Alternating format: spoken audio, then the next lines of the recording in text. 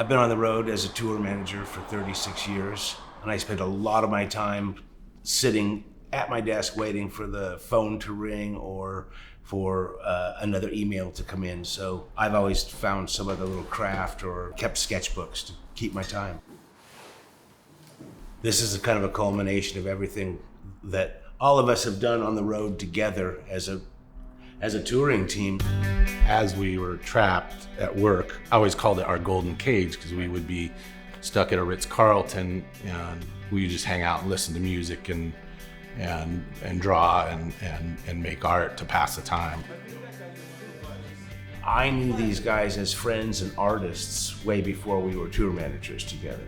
I love the fact that he did the same thing I did, made something out of something no matter where you were. You always found the boxes or the pieces and cobbled them together. And probably since I met him when I was 18, his artistic sensibility and his style and everything he did, I loved.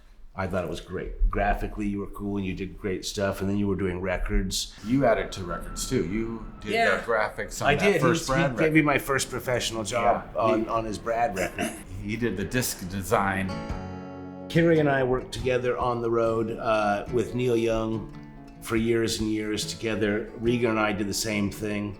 Literally, I was probably the torture master at most times because as tour manager, I always said, we gotta hang in my room, we gotta be here, we always do. There's probably times when people could have gone and enjoyed themselves or had meals, but I made them draw pictures and hang out with me.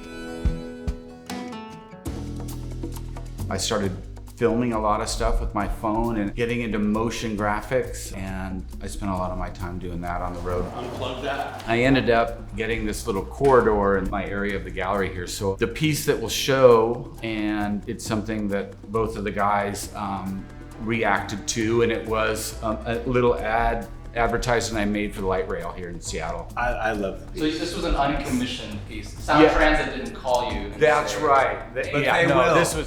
This is just a moment of inspiration for me. I was picking up my kid who had come from SeaTac, and we wanted to see what it was like to take the light rail from the airport, and it was spooky. I had a kind of a not scary experience, but it was kind of Escape from New York vibe. Kevin Shuss is the fourth member of this group that's not with us today. He's on tour with Pearl Jam at the moment. But Kevin does a lot of stencils, and he does the drum heads that you'd see up on the wall and whatnot. He was with Alice in Chains. He's worked with Soundgarden, Temple of the Dog. He's been with Pearl Jam for 30 years. We booked this exhibit over a year ago, so it's a culmination of a year of focus and work getting all this stuff together. It's a pretty phenomenal opportunity for us. It has, and I don't know if you guys think the same thing, but it was a year ago. It was like, oh, we have a year, don't worry about it. And I don't know what's happened now, but this last week has been kind of whirlwind. And also, I've been on the road, and the band that I work with just played here in Seattle this week. So we were fortunate enough to do a pre-show for the folks in Metallica this weekend. And it was the first time we were gonna let anybody see what this was, and I think we were all pretty nervous about it. And I think they got the vibe. They understood what it was.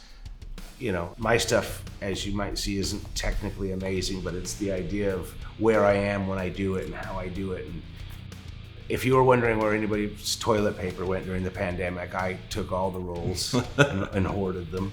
I disassemble, coat hangers in my hotel rooms and make mobiles. And I love music. I would have loved to have been in a band or a musician, but I couldn't carry a tune in a bucket.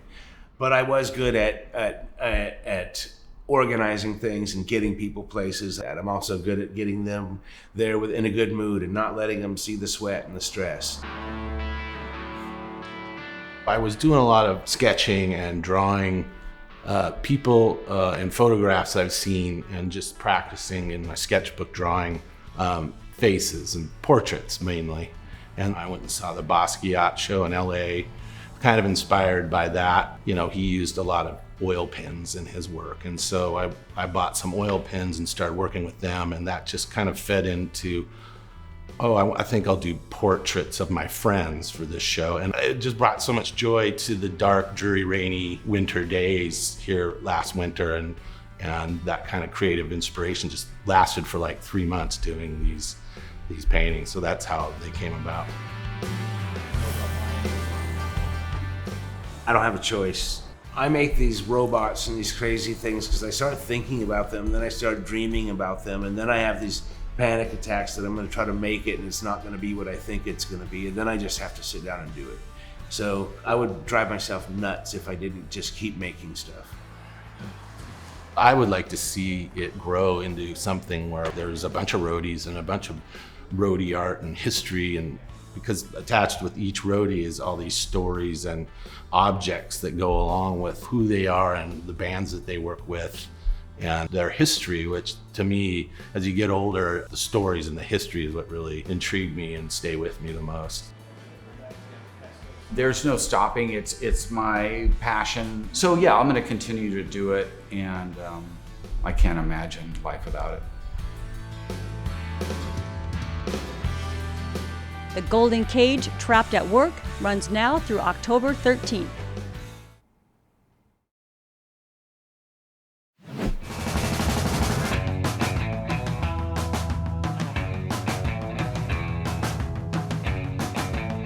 Catch Art Zone Friday nights at 8 and anytime online at seattle.gov/artzone.